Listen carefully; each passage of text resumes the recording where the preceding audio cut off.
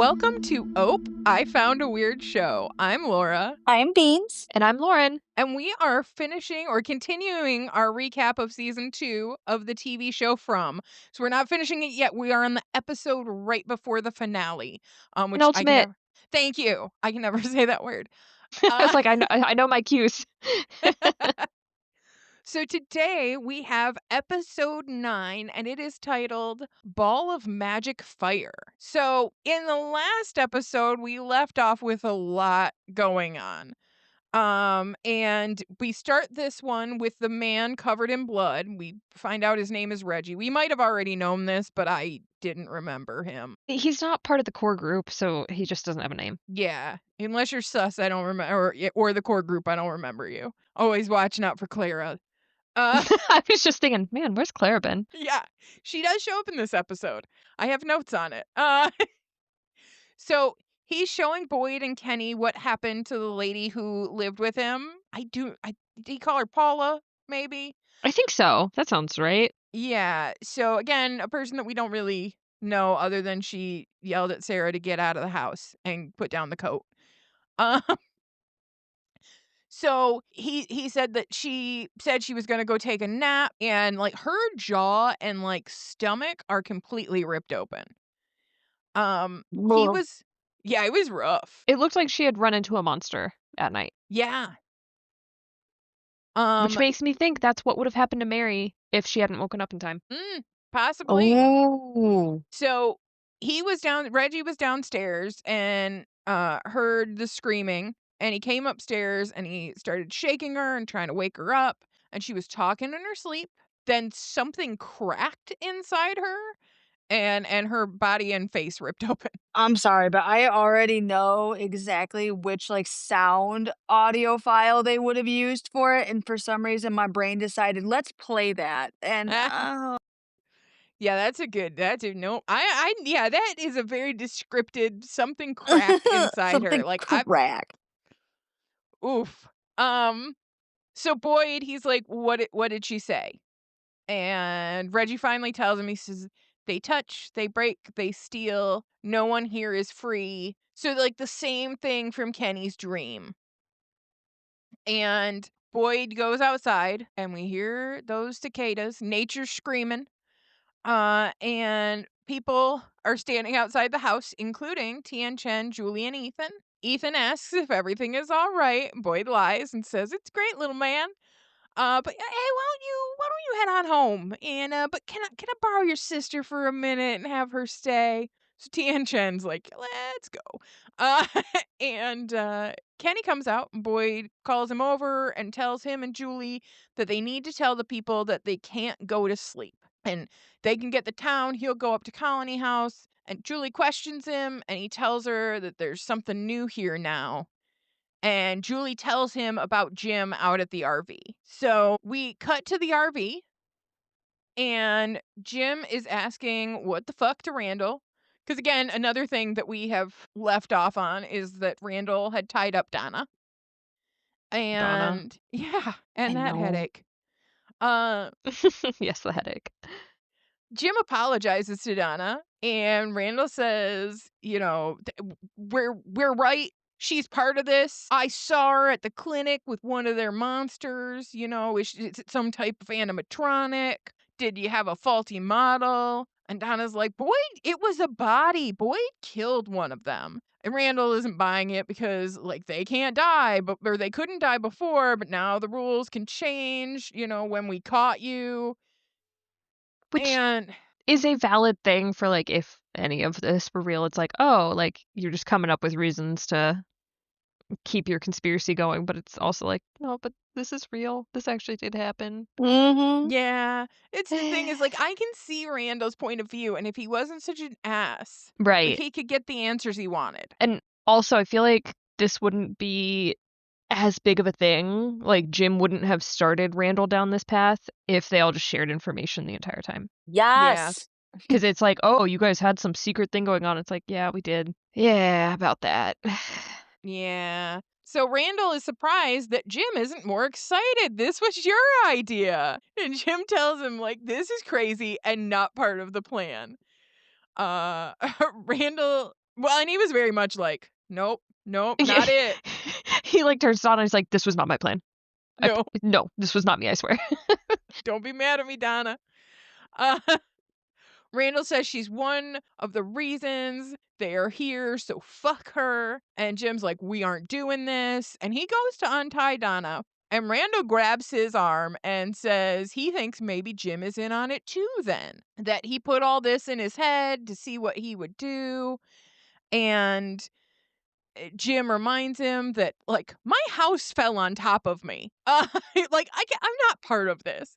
And he goes to untie Donna again, but Randall grabs him and throws him to the ground. And he pulls a knife on him and he's like, "You want to dance, Jim?" And in comes Boyd, who shoots his gun in the air. And he tells Randall Wasted to drop. bullet. Right? Thank He tells Randall God to drop the gun yeah, thank God or drop the knife. that Jim told Julie about it and like, sequence of events brought Yeah. Boyd out to the woods because that could have gone so badly. Well, absolutely. God, could you imagine? Because I don't think Jim could take him. You know, Randall is Little a Jim? lot of things, No. but Randall could kick Jim's ass in a heartbeat. I think anyone there can kick Jim's ass. Fair. So Randall does drop the knife, and Jim goes to Donna to get her down. And Boyd says, "We have 5 minutes to get in the van and back to town. Who has the keys?" Randall pulls them out, and he's like, "Oh, these keys?" And then he chucks them in the damn forest. I'm telling you, the moment them keys would have left that man's fingertips, a bullet would have grazed the back of his head. Yeah, I'm done with you. Yeah. You gonna What throw a my ugh. keys? Nah, you're done. What a choice, Randall. What a choice. So Randall says, "Well, I guess we're gonna have to stay the night and see what happens." Que sera, sera. Oof. But Thanks, Randall, Randall. The show would be so different if I was Boyd. I 'Cause Que feel Sera like, Sera would have, kicked off to, brain matter on freaking trees. yeah, I feel like I kind of say like I feel like he was beat as a kid, but it's one of those like you didn't get beat up enough type of thing. But I'm like, actually, you know what? I take that back. I feel like he did, but like, Yeah, I agree with that. oh yeah, Sadly. no, Randall with a He name does like that. radiate, inappropriately healed adult. Yeah. Yeah. So Julie is standing on the porch on the lookout for Jim. It's very sorry to bring back bad memories, but it's very Lauren and Megan looking for Frank. Yeah, it is. Oh, yeah, I didn't Oh, even shit. pick that up. But Tabitha, calls her inside because it'll be dark soon. But Julie is upset with herself for not stopping her dad. She couldn't have. Um, I did love to see Jade and Victor together. I'm like, Yeah. "Aw, I love you two together." So they come up, and Jade wants to know why they can't go to sleep. But Jade would have been by herself in the bar, so it was kind of a like, you gotta be with people. I was so happy to see Jade in there. I was like, "Finally, we're gonna have a big family night." Yeah, And I seeing him and Victor together, I was like, "I want these 2 to be, like, brothers." So, yeah, join in the family. Let's do it. yes. And Tabitha, adopt 2 adult men, please. Well, Tian Chen. Well, Tian Oh, Chen adopted yeah! everybody. no, That's right, but she can Jade is, adopt like everyone. Jade is literally gathering moms. He's, like, collecting them like Pokemon. Um, and I love that Victor's getting in on this now too. Yeah, well, Victor needs a mom. Victor does. So So does Jade. And so does Jade, yeah, because Jade, like, was living with his grandma who passed, and then he went and lived with his aunt. Yeah, they both need a mother. Um, so they head inside, and Ethan is also worried about Jim. But Julie kind of reassures him, and Tabitha reassures, the kids that Boyd will keep Jim safe. And we see the worst pairing in the next bit, which is Sarah and Kenny head into the sheriff's station. This was, like, stomach-dropping moment watching them walk in together. It's like, poor Kenny. Yeah, like, how does he get in this situation ever? Like, he always gets the short straw There I every was was just time. gonna no say one that. else. There was no one else who could have done this. He's not the deputy anymore. Come on. He's the only helpful one. Like, he's too helpful.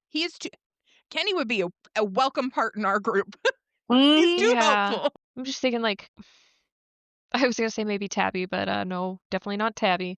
Maybe, like, Ellis? I we would put up with Ellis. No, no, no, sorry, I mean, like, people who could have gone Oh. to go deal with Sarah this Oh, night. yeah. Not join So our tr not join mm-mm. no, no, no. I would put up with him if somebody forced me to. No, but he's gotta be up at Colony House 'cause his baby mama.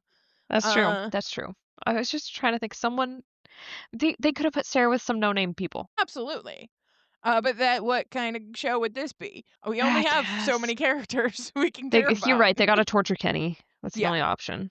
Oh my god. Yeah, that boy is just cannot Elgin, catch a but he's break. also at Colony, but yes. Yeah. So, Sarah thanks Kenny for staying with her. Uh, Kenny tells her he isn't doing it for her. But the thing is, like, you can tell that in this moment, he is kind of forgiven Boyd a little bit because he's willing to do this for Boyd, right? Yes. 100% agreed. So Sarah says that things feel wrong here now, and it felt that way in the forest too. She asked Boyd, um, or she asked if Boyd told him what happened, and Kenny is just not having this conversation. He's just like not talking to her. He is a brick wall. And she brings up that Boyd thought this place feeds on their pain, and what if, it does more than that? This piques his interest a little bit. She says that Nathan was always terrified of cicadas. He, thought they were monsters when they were kids. They went out, their stepfather took them out on week-long camping trips, and then outside the tent, they would just be going off, and Nathan would cry all night. And she says, "What if the fears of the people who died here become part of the forest?" That's a good question. We love a good theory. We're back on board with Sarah. We love a theory queen. Uh and then we see a bunch of the cicadas are like buzzing like crazy, and they're flying through the town and towards the colony house. So they are all over the place. There is nowhere safe from the cicadas and nature screaming. Oh At my god, Cal right? yeah, I don't, our friend Corvée, who we brought up a few times, lives, in a place where cicadas are, and that is every time we're on a call with her, she's like, "Sorry, nature's just screaming at me." Oh, no, thank you. Especially now after this, I would be terrified. Yeah. So so at Colony House, Reggie is telling everyone what happened, back at his house, and he wants to see Donna, but she's, a little tied up at the moment. And How could you? ta So,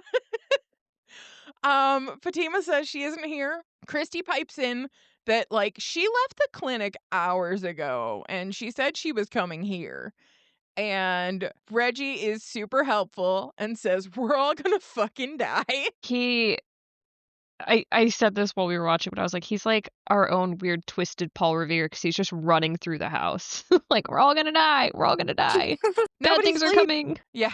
Ugh. So Fatima reels him in and asks, "Well, what did Boyd say?" And he's like, "No one can go to sleep." And Fatima says, "Great. That's what we will focus on then. Perfect. We've got a thing to focus." And, Donna and Boyd, they'll figure out whatever wherever they are, they'll do their part and we'll do our part here. And she takes Reggie to get him out of his bloody clothes and has everyone partner up. But during that, Bacta asks, like, "How long are we, won't we be able to sleep?" Which is an excellent question. I am always sleepy. So this is nightmare. Well, there's nothing else to Mhm. do here. Like, sleep, you need like, what? s- Sleep's all you got to look forward to. Yeah. There's no entertainment of any form really of like you don't have books, you don't necessarily only what people have brought in. You don't have TV, you don't have music, you got nothing There's to no kind of TikTok. There's no brain rot. I'm screwed. is awful. Sleep. We sleep a lot. Fatima says we'll figure that out when we get to it. And just because I'm always watching her, Clara asked Elgin to partner up. Oh, I did not catch that. So Ellis checks on Christy and Mary, and Christy asks for a room they can use. What with Mary still going through withdrawals. So which fair. Yeah. Uh, the crew at the forest have made it into the RV and have the place secured. Jim is trying to understand the no sleep thing, and Boyd tells him the only reason he's out here to tell him about this is because Julie is terrified. And Randall starts giving Jim some shit. Pick a lane. Don't you see what this is? We had them. And now here comes Sheriff, with a new story. No, no wonder your family is a mess. So Jim grabs him up. Boyd stops it. But Boyd has had enough. And he actually, shoves Randall a little bit against the wall and knocks the wind out of him so that he can grab his arm. And he brings out those handcuffs he loves so much. Time and you handcuff somebody who needs to be handcuffed when they need to be handcuffed. Right? This is an appropriate handcuffing. He tells Randall that whatever stupid fucking idea he's got locked in that rock hard head of his, they aren't gonna, or they are gonna get you killed, or they are gonna get someone else killed. And he isn't planning on dying tonight. So shut up and sit down. Mhm. Like, Get all him, right, Boyd. Boyd. I like this Boyd. Yeah. Finally. Apparently Randall did too. Yeah, because he sat down. He He was said, like, "Yes, sir," and sat down. It's just that's what he needs. It's just Boyd to be daddy, and not dad, but daddy. Then Boyd turns to Jim and tells him, after all the shit he's been through here, you still think this is a game? And Jim tries to defend himself, but Boyd does not want to hear it. And Donna throws in, which I fucking loved this line from Donna. I don't know if you caught it, but is my favorite. She says, "You let a pig to shit, and now you're surprised he made a mess." And Randall tells her, "Fuck you," and then Donna's like, "Fuck you." Uh, Jim wants to go back to his family. He thinks he can jumpstart the van. Um, Boyd says no, because I'm not losing anybody to maybe. And Jeez, you were trying to do that day one, but okay. right? And then Randall gets all pissy, saying he isn't listening to this all night. And Boyd tells him, "Sit down." And Randall tells him, "I don't know what your deal is. Whether you're part of it or just dumber than you look." And Boyd shoves his ass against the wall again and tells him, "I lost my wife here. My friend bled to death in my arms, and you still think I'm lying. You want proof? What if we tie you up to a tree outside? Then you can find out for yourself." Then he makes him sit down. He's like, I'm not playing. Bud is not playing. He is pissed. He said, "We got too much shit going on. This is all chaos. This is all nightmares. I ain't got time for your petty ass so and so." So back at Colony House, Christy and Mary get a room.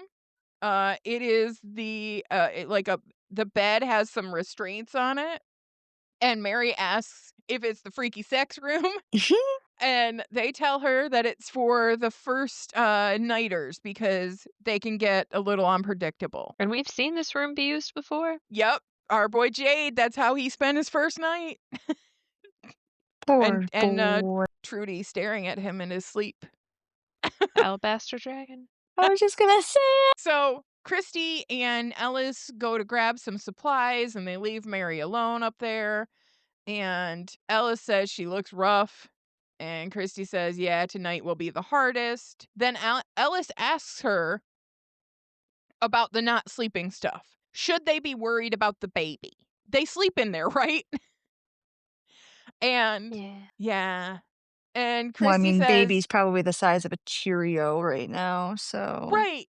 Because she's like, Fatima is only 6 or 7 weeks at most, right? So Yeah. we don't we don't have to worry about the baby right now. Also, could you imagine having an infant sleeping and being worried about that? Oh, Oh my god.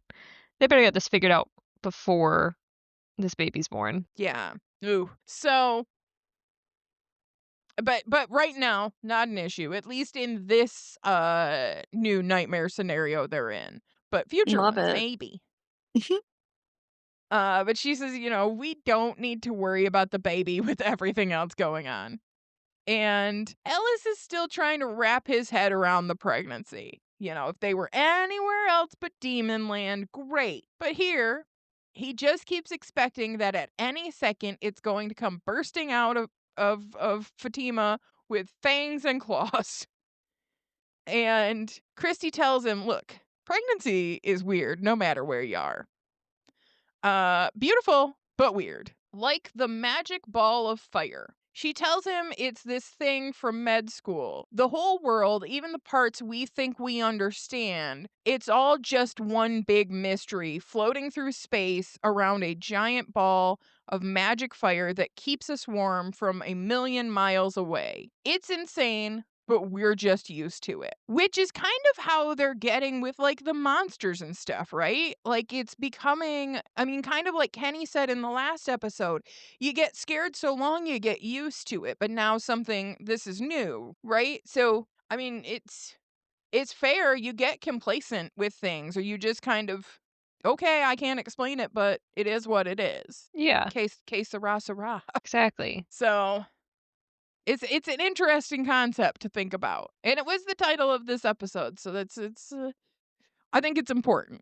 So back at the Tian Chen household, Jade and Tabitha are talking, and she's telling him about Victor's sister, and he doesn't understand how Victor could forget. But Tabitha tells him, like, it was awful when he opened the trunk. Like, you should have seen his face. It was so sad. And Jade points out a picture of the soldiers, and he says, these are Civil War soldiers because their uniforms are blue. Why would a little girl draw pictures of that? And Tabitha stops him, and she tells him the pictures came from the stories his mother used to tell. So like a couple things, like why is he having the visions of them? Of these things from a story told 40 years ago, right? Yes. And this also just, like, made me think about, like, the Lake of Tears and all of that because there's so many things that have been mentioned or drawn that tie to stories that the kids here have heard. So I have a question for you about this because I think that this is interesting. Do you think that Victor's mom was having visions of this stuff and then telling the kids? Could be. Or Oh. was this something that she made up and now we're seeing it in this place? I don't know, my theory, or maybe not even, like, a fully fledged theory, but a thought that was, like, banging around in my head during this episode was just that, like, maybe this is all tied to the, like, imagination of the kids that are locked in this tower of just, like, stories that have been told to them, they're somehow manifesting into reality. Okay, interesting. No, it's very much like this does not make sense right now. Like, why? It's connected, but like, okay, what? Yeah. Yeah, you know? it just reminds me of that, like, oh my god, the Brothers Grimm movie where it's, like, all these fairy tales just, like, were, like, come to life and were horrific. Yeah. Yeah. And is that what's happening? Is that like, they've created these stories and it's awful, or, people are having visions and then expressing those visions in stories to their children, which, like, Victor's mom, we were on your side for a minute, but that's a little weird. Yeah, why are you telling those stories? What's up? Yeah. So Jade is understandably very frustrated. And Tabitha grabs a different drawing and she calls Jade over and she's like, "You want to hear something really weird?" And she calls him over to look at it, and it's another drawing of the lighthouse. So there are multiple drawings of the lighthouse. Um, she tells him about Victor's mother wanting to save the children locked in the tower. It was the only way to get everyone home. Tabitha has been dreaming about that tower since she got here. She thought the kids were trying to scare her, but maybe they're asking for help. What do you guys think about that? Oh. I did not think that those kids were, like, evil. They're creepy, Mhm. scary little motherfuckers, but when they were, like, coming at her in the woods, chanting whatever that thing On was, Cooey. On on Cooey. Kui? Yes, when they were chanting on Kui, they were just reaching for her. They weren't attacking. It was creepy, Yeah. didn't love it, didn't like it, but it wasn't violent. Right. So I don't know if my brain like just exploded and expanded into the cosmos, or if I just had a psychotic break. But the fact that it's Tabitha who has two children, just like Victor's mom, it feels loopy, like it's another Okay. iteration, and because the last group failed, that's why they all died, that's why that Christopher went insane and killed everyone. Maybe Jade is the Christopher of this iteration, and Tabitha is the Victor's mom of this iteration. Okay. So kind of like a reincarnation thing then. Kinda, but it's almost Or like the story has to play out the way it's supposed to play out, and if the players don't play it right, wipe it, try again. okay. Yeah, maybe. Like, All right. I don't know, but there's too many parallels to the last group. The more we learn about the last group, the original group that, Victor keeps talking about, well, not the original, I'm sure, but like this was previous group, it feels like there's a lot of parallels just from the people we know from that group or know of. There's just a Mhm. lot that are really similar. That's why I said I don't know if my brain just expanded into the cosmos or if I just had a psychotic break and noticed a flaw in story writing. Okay. So this is new weather theory. And no, but yes. Yeah, I mean, we will see. I love it. I love 'Cause theories. I think I don't know what Nkui means, but maybe it's like a character, like if from a story. Like how like because the nursery rhyme and story theme is really strong in the background, but maybe Nkui is a character, like the Krabaнаcle, and oh, I slaughtered that. But like monocle. but maybe this is a character that's supposed to save them, and that's why they're reaching for her every time they see her. Okay. I don't know, maybe Interesting. I'm I just like going it. crazy. I like it. Okay. All right. Well, we'll have to see where it goes. Yeah, for Uh sure. Tian Chen tries to distract everyone with some board games. And Ethan is like staring out the window. And Julie's like, hey, get away from the window. And they can't sleep, so they might as well have some fun. But Ethan is not having fun right now. Ethan has said no to fun. And he goes, "Is my dad gonna die?" And Julie's like, "No, he'll be fine." Then Ethan asks, like, "Are we gonna die?" And Julie's like, "No, no one is gonna die." And he counters that when Victor was little, everyone died all at the same time. And Victor's like, "That won't happen like that again." But Ethan says, "Well, how do you know that?" And Julie's, tries to reassure him and brings up the Krama like, well, this is what the Krama would do. And Ethan yells at her, and he's that like it doesn't matter. That's not real. It's just a stupid story. Oh, Which is like, Ethan's damn. oh, he's losing his hope. Yeah.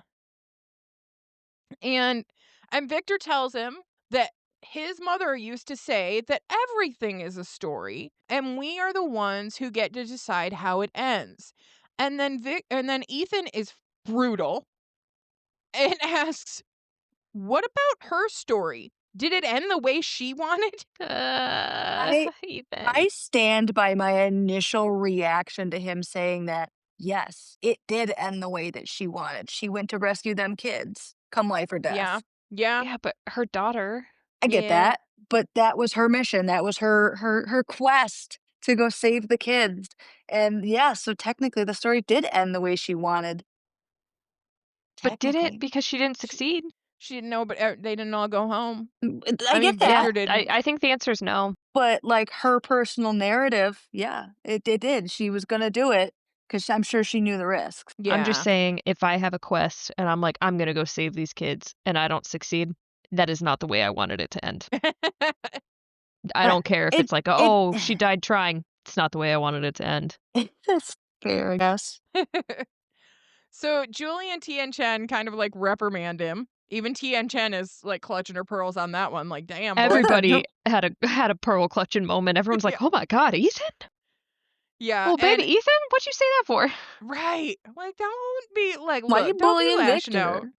Victor? Yeah. This is not Victor's fault. And Ethan storms off, and Julie actually apologizes to Victor and follows him. So back in the RV, Boyd is making his silver bio bullets, and he's gonna test it. Like, what better time than now? And if it works, they walk back to town. And Randall asks, "What if it doesn't?" And then Donna just has the craziest suggestion. She must have a little brain damage from that hit to the head, Maybe the because she headache is by the worms in her head. Maybe there's worms in her head maybe. too. That's the only explanation why she would suggest to have Randall shoot the monsters. Why are you gonna give Randall a gun? Yeah, I'm like, "Sure, put him outside, but don't give him a gun." Man's just tied Yeah, you up. What are you doing? right. Because what's the? I mean, he's gonna turn it on you. Okay, so and you know, Okay. well, he. I was like, Donna, this is the least Donna shit that's ever happened. But she says he isn't afraid to go outside, so give him the gun and let him test it. One way or another, we get rid of a problem. I mean, that last line, Donna. The rest of Mhm. it, They hear screams, and Donna can see a few of the monsters getting close. And Boyd offers Randall the gun, because Boyd has lost his goddamn mind too. Uh, Jim thinks it's crazy. Jim, why I gotta be on board with you for a minute? But Boyd says he's a big boy, he can choose. And Jim sees more monsters coming out at the backside of the RV. And Donna tells him, whatever you do, you better hurry it up. And Randall motions, like with his handcuffs, that he can't really go out there and shoot the gun. And so Boyd puts the gun back in his holster, and he starts on locking the handcuffs. And Boyd tells him if he has any second thoughts, he better get his ass back to the RV. But Donna is surprised that she sees the monsters stop further back, like they aren't coming any closer. And they also do that at the back of the RV where Jim's at. So Donna's freaking out. Like, they don't do that. And Randall's like, "Y'all are crazy." Yeah, They he's like, hear, "The story keeps changing." yeah, he's just very frustrated that things are not constantly consistent with their story. But, like, sorry, man, this just So started are they. happening, right? They're just as frustrated. So then they hear the music box, and I love that Boyd was like, "Just me?" Checks his arms, no wormies. And do you hear that? You know, I love that he's like, "Oh God, not me again." Um, but the song, they all hear it, and the song is coming over the radio. House, Mary is freaking out, yelling for something to get away from her. She starts pulling at the boards on the window, and Christy rushes in, and Mary does end up pulling one of the boards off before Christy stops her, but she doesn't open the window. But all the monsters are hanging out at the RV, so you're cool. No, there's a lot of them. There are probably some around all the places, but Mary is freaking out that something is in there and she has to get away. And Christy reminds her that when she went through this before, she saw a lot of things that weren't there. And Mary starts talking about Reggie, and Christy reassures her that they know what the monsters look like and they're all outside. We just can't go to sleep. And Christy goes to touch her, and Mary freaks out. She starts screaming at her, "Don't touch me." And, this is your fault. You disappeared. You're the reason. Like, I couldn't eat, I couldn't do it. Like, you are the reason that that this is happening to me. Which, I get it. You're going through withdrawals, but, like, no, ma'am. No, You did ma'am. this to yourself. So, That's what I said. I was like, "Well, I mean, you are a conscious and consenting adult." yeah, we have this thing called autonomy, and you have choices in your actions. So, no, nobody made you do the thing. Um, So, and Mary ends up smashing a bunch of stuff, and then she apologizes, and Christy says, "We're okay." But Mary's like, "No, we're not." And Christy comes over and, like, comforts her and sits her down on the bed, and Mary says we should use the restraints for everyone's safety. And I agree. Christy was like, "No," and she's like, "Yeah, we should do that." she just tried to open a window. Like, why are you arguing with this? Right. I would have suggested them long before. Yep. But back at the sheriff's office, Sarah's looking at the map, and Kenny still isn't talking to her. And she tells him that his mom once told her how grateful she was that they were all together when they came here. And she, like, catches herself that she should probably not be saying these things. And she apologizes. But she also tells him, she's sorry for what she did. And if she could go back and change it, she would. Kenny tells her to stop. And she says, I know it's painful for you seeing me every day. She tells him that she asked to go back out in the forest so she could help and they wouldn't have to see her. Kenny's like, I do not care. He does not give a shit what she wants, what she feels. She doesn't get to sit here and have a pity party because she is a murderer and she should have gone in the box. Her pity party is not as fun as Bacta's with the music and the finger sandwiches. So Jade is better at this than Kenny is. But again, Sarah is like right now is this whole woe is me shit, and it was really annoying. And My God, I would be mad if I was Kenny. the whole time she was talking, I was like, is she for real right now? Can she just shut up? Yeah. I think She your has no exact right words to were, be. "Wow, you really did just make this all about you." Yeah. And we Yeah. haven't even gotten to that part yet. Yeah, Yeah, no, But no, this yeah. is just the she gets beginning of it. worse. Yeah. Yeah. Cause she says, like, I can't take it back. I've ruined people's lives. And Kenny again does not want to hear it. He tells her to shut the fuck up. And well, cause she's like, and your family, your dad. And he's like, nope, don't talk about my dad. And he throws a chair and she says, no, I didn't ask for any of this. Do you think or that Kenny, do you think you're the only one who lost something? I've lost everything. Everything I was, everything I could have been is gone. This place destroyed the only person I ever get to be, and I'm tired. Tired of being afraid and being ashamed.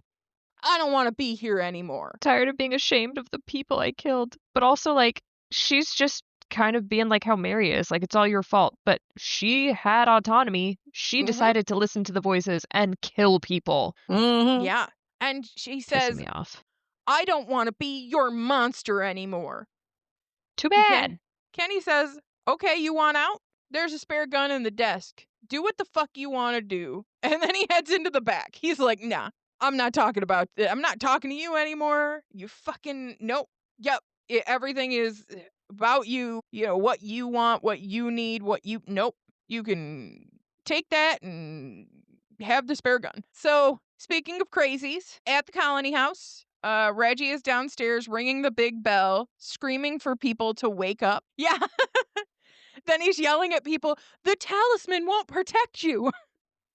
And Fatima runs in to try to calm him down, and Ellis comes up too, and Reggie tosses his ass onto the couch.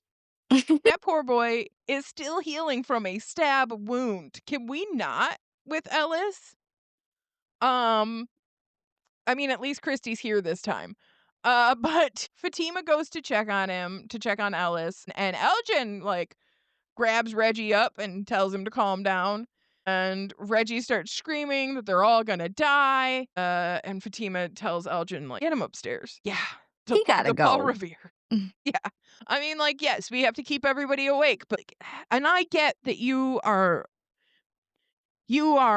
currently suffering significantly of the loss of your something Partner. Something. partner, I don't but know. like no, let's not go full psychotic break, please, people. We got too many people trying to do that tonight on a night that nobody can sleep and ignore you. So, back in the RV, Randall is freaking out that the radio that is in pieces is working. Yeah, no shit. Uh, the monsters are still standing further back watching, and Boyd decides that this is like his time to see if the bullets work. And Donna is like, what are you doing? and he tells her, he's heard this music before and it only brings bad things. They gotta get out of here before the music stops. And like then the music stops. You wasted too much time. Immediately stops. It's like, oh shit. Okay. Yeah, so then something like so the RV's on its side, right? And something is banging on the side of the RV that's like literally on the ground. So that's not good. And Jim's like there isn't space under there, so this doesn't make sense. And Boyd calls Jim over to them. So Boyd, Donna, and Jim are on one side of the RV. Randall is over on the other side. Boyd tells him, be ready to run. The lamps start flickering, and Randall freaks out and grabs a wrench. And he smashes the back window and crawls out. So at this point, they are not secure. They got to figure something out. So Boyd breaks a window at the front, and and Donna, uh, excuse me, Jim and Donna take off towards the van. So and Boyd tells him like, if you want to see your family again, you better get that van started. And Boyd stays there, uh, while they're going to do that. And Randall runs off into the woods, and some of the monsters follow him. But Boyd wants to test those bullets, right? So he stays at the RV. He starts shooting some of the monsters. But inside the RV, he hears his name. And he turns around, and there's Abby. But she's kind of like flickering in and out with the lights, right? And she tells him to come back with her. Then some of the monsters scream and that distracts him and he looks away. And then when he looks back, she's gone. And at that point, the van starts up and Donna is calling for him to get his ass up there. So he keeps shooting, but it doesn't seem to have any effect on the monsters. And they start walking forward. So whatever had stopped them from walking before is like, nope, we're going to come get you. But Boyd makes it to the van and they drive off. So at this point, we see Randall making that jaunt through the woods. Couldn't have happened to a better guy. And the cicadas are loud and swarming, and they attack him, and he falls to the ground, and they start crawling in his mouth, and it's really Ew. gross. Yep. Ew. So they come for 3. This is 1 out of 3. And we're back at the sheriff's station. Kenny comes back to the main room, and the gun is on the desk with the bullets next to it. So Sarah is staring at it, and Kenny tells her to put it away. And she says, it's what everyone wants. And he says, he said she belonged in the box. Kenny says that's different. Put the gun away. I mean, also, Kenny, you did bring up the gun. So this is Mm-hmm. she didn't know about that gun a minute ago. Um, she said that if she was in the box, it would be out of his hands. Not him killing her, but this place. She doesn't want to cause him more pain, so they can pretend that they're in the box. And they can let this place decide. She asks him, how many bullets should we use? And starts loading bullets. 1, 2, and he goes, stop. And so she's like, 2 it is. And then he comes over to kind of like grab the gun, and she's like, nope. And she points the gun at him. And she's like, you don't get to decide. And she puts the gun to her head and pulls the trigger. Click. So we do not have Sarah Brain all over the wall. Yet. But Kenny, like, keeps telling her to stop. And he actually grabs the gun before she can pull the trigger again. And he unloads it. And then he tells her, she's like, what the fuck is wrong with you? You're fucking crazy. Yeah. Yes, Kenny, you're right. But I do understand why, like, he wouldn't, yes, while he did want to put her in the box and all that stuff, I think that he would have as hard of a time as Boyd does with putting somebody in the box. Yeah. I think Kenny was a bit of talk because he was angry, but he doesn't want to deal with her. He doesn't want to talk to her. He doesn't want to have to do anything to do with her. Like, the situation he's in now is like his worst nightmare. But he also is not going to kill her. But especially now, we are a few days out. Kenny gets over shit pretty kind of has to. He's got a goldfish memory, Yeah. or at least emotional memory, because he does remember it, but yeah, he Yeah, lets it go. he lets shit go. Too easy for my liking. I'd have been like, "Do what you're gonna do," and walk back into the back. But I do need somebody with me so I don't fall asleep, and we gotta watch each other, right? So wait until morning. Back at Colony House, Elgin is showing Tilly how to crochet, which is adorable. And Fatima comes over to check on them, and Tilly tells her, "Hey, you're doing a great job, with how you've handled everything tonight." She goes, "You're going to be a great mom." Elgin and Fatima's shook, and Elgin's like, you're pregnant?" And she says, "Yeah, but like, how did you know?" And she says, "Well, I've had 4 kids and 7 grandkids. I know an expecting mother when I see one." And Elgin has this weird look on his face. And Fatima asks him what's wrong. And he says he just remembered his dream. But the van comes up, breaking up the conversation. So No, we need to hear the dream. yeah. Yeah, it's I love a good we constantly in this show stop things midway because like something else is Right. happening.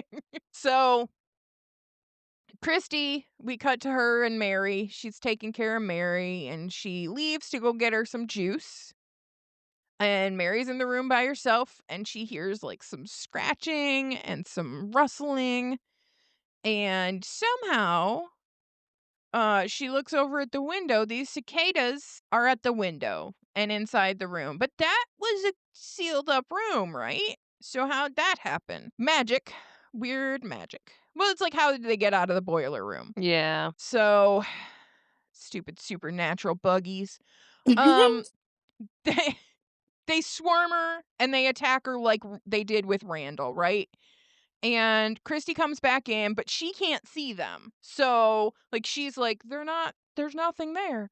And Boyd is downstairs, or Boyd and Donna and Jim are downstairs. And people are asking Boyd a bunch of questions that he doesn't have answers for.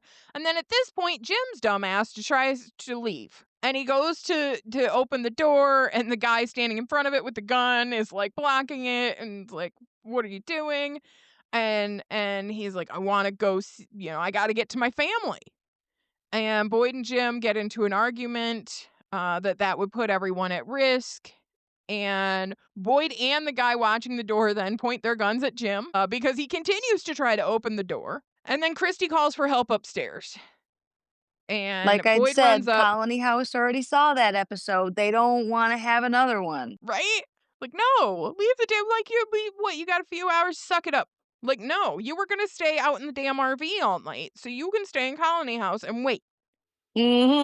Uh, but Boyd runs up, but he tells them that door stays closed, and Jim kind of like, "Yeah, I'm cool, I'm cool. I would not trust I would tie his ass up. Mm-mm." Mhm. Let's handcuff him now. Yeah. So Mary is choking, and we see her eyes, which we didn't really see this with Randall, but her eyes get this weird, like, white film on them. And Christy is freaking out and yelling for Boyd to do something. And he like checks her pulse and stuff, and she's still got like a heartbeat going on. And Mary stops shaking, but she isn't waking up. And she's got the weird white eye thing. And Christy is freaking out. And Boyd tells her, Mary doesn't need a fiance right now. She needs a doctor. So calm down and do your job. And Christy says, "I don't know how to help her, And some others come to the door. And, Christy yells at them and they tell him to go away. And then Donna comes up and shoos them off. And Boyd, tells her that Christy can help Mary by holding on. Mary is still breathing, so you've just got to hold on. And Ellis comes in at this point and pulls Boyd to come talk to Elgin. And he's like, you got to come hear this. He's like, not right now. And he's like, nope, you got to come hear this. So Donna stays with Christy and Mary. So they finally get to hear this dream. Finally. So, which the fun thing is, so when the bus came in, this would have been about the time that Boyd was in the well, right? So the dream Mhm. happened kind of after. So the place knew like it was going to do this to them. Um but Elgin tells them about his dream. He says when Fatima said she was pregnant, it all came back.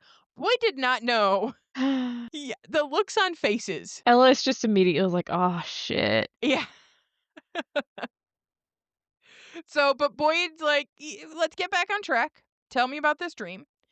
And Elgin said there was a boy in white, and he kept repeating the same phrase. Here they come for three, unless you stop the melody. And Bacta is also there, with them during this, and she recognizes it. It's an old nursery rhyme her grandmother used to sing. The creepiest damn nursery rhyme ever.